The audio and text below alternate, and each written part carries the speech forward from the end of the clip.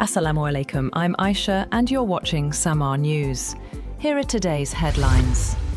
The United States is preparing for the possibility of a major expansion of military operations against Iran. Senior US officials say no final decision has been made, but military preparations are already underway should the White House approve a broader campaign. The officials told Fox News that President Donald Trump is expected to decide in the coming days whether to widen the US military campaign against Iran. According to the officials, if Trump authorizes a return to full-scale combat, the offensive would be far more intense and extensive than the 9 consecutive nights of US airstrikes that began on July 7th.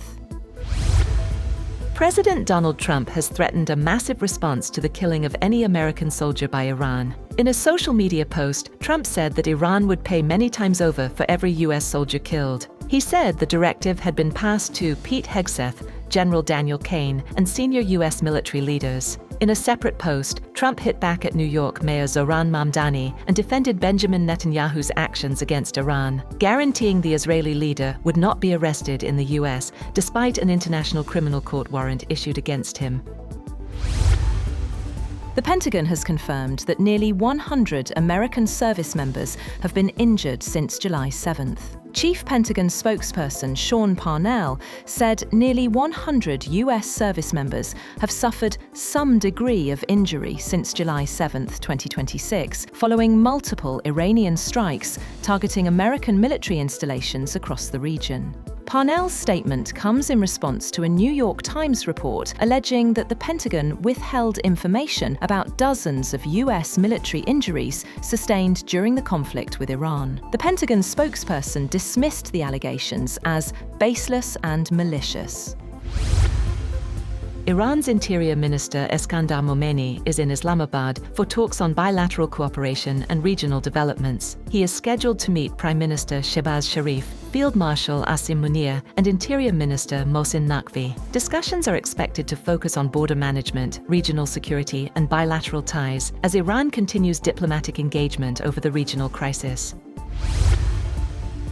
The Middle East conflict has entered a dangerous new phase on the 10th consecutive day of US military operations against Iran.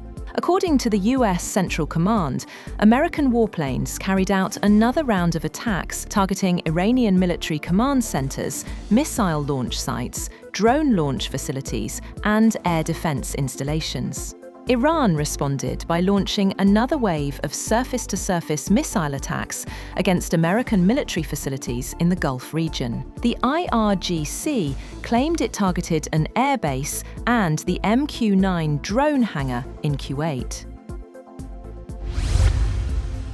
Iranian President Masoud Pezeshkian has said that his country is in a full-scale war with the United States and urged Iranians to accept the consequences of the conflict. In a statement, Pezeshkian rejected US claims that Tehran violated the Islamabad Memorandum of Understanding, saying Iran had breached none of its 14 clauses. Iran has condemned what it says are US attacks on civilian facilities and infrastructure across several provinces. In his weekly press conference, Foreign Ministry spokesperson Esmail Baghai accused Washington of following a destructive logic and said Iran stood firmly with people in the country's south. He also praised the resilience of southern communities and Iranian forces defending the country. That's all for now. For more updates, visit www.samaa.tv. Thank you for watching SAMAA News.